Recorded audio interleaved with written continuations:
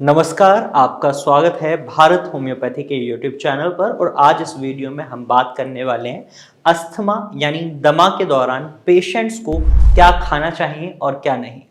Asthma हमारी respiratory problem से संबंधित एक बीमारी है जिसमें हमारे एयरवेज यानी सांस लेने की नली में सूजन आ जाती है और म्यूकस का फॉर्मेशन यानी बलगम का फॉर्मेशन बहुत ज़्यादा हो जाता है, जिसकी वजह से जो एयरवेज का स्पेस होता है जिससे हम इनहेल और एक्सहेल करते हैं यानी ऑक्सीजन अंदर जाती है शरीर के, कार्बन डाइऑक्साइड शरीर के बाहर जाती है, वो स्पेस बहुत कम हो जाता है। और रिजल्ट क्या होता है, हमारे शरीर में ऑक्सीजन की कमी बन जाती है और हमें बहुत ज़्यादा कमजोरी और कई कॉम्प्लिकेशंस को फेस करना पड़ता है। और ऐसे में अगर हम अपने आहार में यानी डाइट में कुछ बदलाव कर लेते हैं, हमें पता चल जाती हैं चीजें ये हमें खानी है और ये चीजें हमें नहीं खानी, तो हमारे लिए बहुत आसान हो जाता है अस्थमा को मैनेज करना और उससे ठीक होना। तो चलिए वीडियो शुरू करते हैं और जानते हैं अस्थमा रोगियों को अपनी आहार शैली में क्या बदलाव करने हैं। सबसे पहले जानते हैं अस्थमा रोगियों को अपनी डाइट में किन चीजों को इंक्लूड करना है। सबसे पहले इंक्लूड की अगर हम बात करें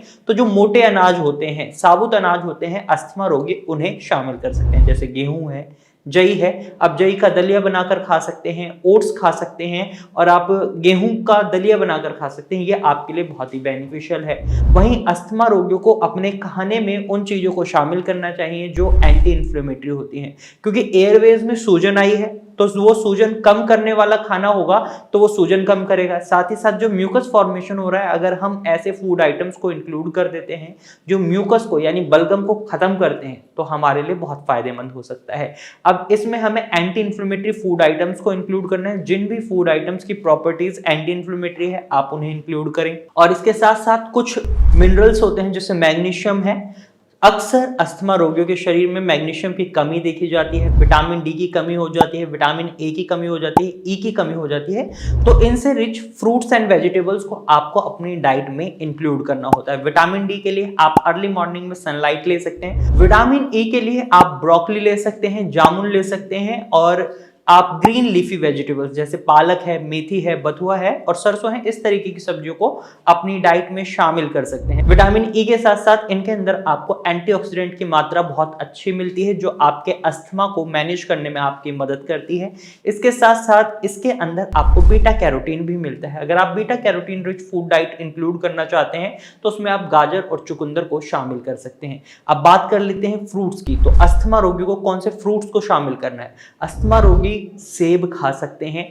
अस्थमा रोगी अंगूर नहीं खाएं तो उनके लिए अच्छा है। जो भी खट्टे फल होते हैं उन्हें वो अवॉइड करने की सलाह दी जाती है। इसके साथ साथ वो अमरूद खा सकते हैं सीमित मात्रा में ही, पपीता खा सकते हैं और आपका जो वाटरमेलन है आप उसे भी खा सकते हैं। खरबूज और तरबूज दोनों चीजें आप खा सकते हैं, लेकिन सीमित मात्रा में, ज्यादा मात्रा में इनका सेवन भी आपके लिए नुकसानदायक हो सकता है। अब फ्रूट्स आपको समझ आ गया। वेजिटेबल्स भी हमारी डाइट का एक बहुत इंपॉर्टेंट रोल प्ले करती हैं, तो ऐसे में आप हरी पत्तेदार सब्जियां शामिल कर सकते हैं।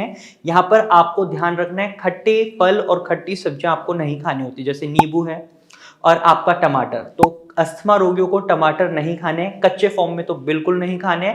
वहीं अगर आप होम्योपैथिक ट्रीटमेंट ले रहे हैं तो प्याज भी आप नहीं खाएंगे। प्याज अगर खाना चाहते हैं तो पकाकर खाएं, कच्चे फॉर्म में नहीं खाना है। लहसुन भी आपको अवॉइड करना है अगर आप होम्योपैथिक ट्रीटमेंट ले रहे हैं। अगर आप होम्योपैथिक ट्रीटमेंट नहीं ले रहे हैं तो आप लहसुन भी खा सकते हैं और कुछ पेशेंट टू पेशेंट ये चीजें वैरी भी कर जाती हैं।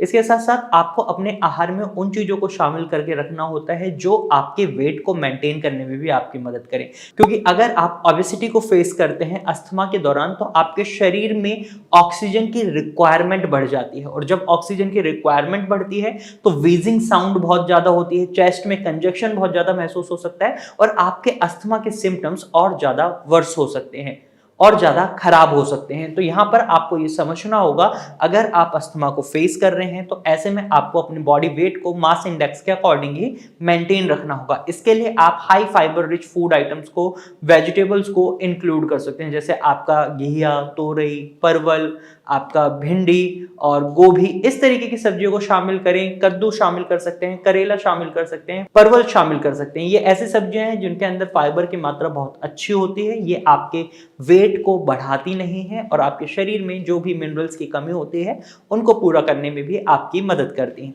अब ये तो चीजें हुई जो अस्थमा रोगियों को खानी है। अब हमें समझना होगा अस्थमा रोगियों को जो चीजें अवॉइड करनी है वो क्या है।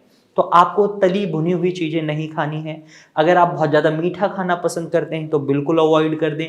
अगर आप स्मोकिंग करते हैं तो ये आपके लिए बहुत खतरनाक है अगर आप अस्थमा को फेस कर रहे हैं। वहीं आप शराब का सेवन कर रहे हैं, अल्कोहल पी रहे हैं, वाइन पी रहे हैं, बियर पी रहे हैं, विस्की पी रहे हैं, तो ये आपके अस्थमा को बढ़ाएगा। इससे आपका अस्थमा ठीक नहीं होगा। दूध या दूध से बनी हुई चीज़ें आपको नहीं खानी है। अगर आप अस्थमा को फेस कर रहे हैं और दूध पीना चाहते हैं तो सिर्फ और सिर्फ काऊ मिल्क और उसमें भी हल्दी मिलाकर ही आपको उसको पीना है और सीमित मात्रा में ही पीना है। वहीं आपको ठंडी चीज़ें जैसे कोल्ड ड्रिंक है, सोडा है, इस तरीके की चीज़ें बिल्कुल नहीं लेनी है।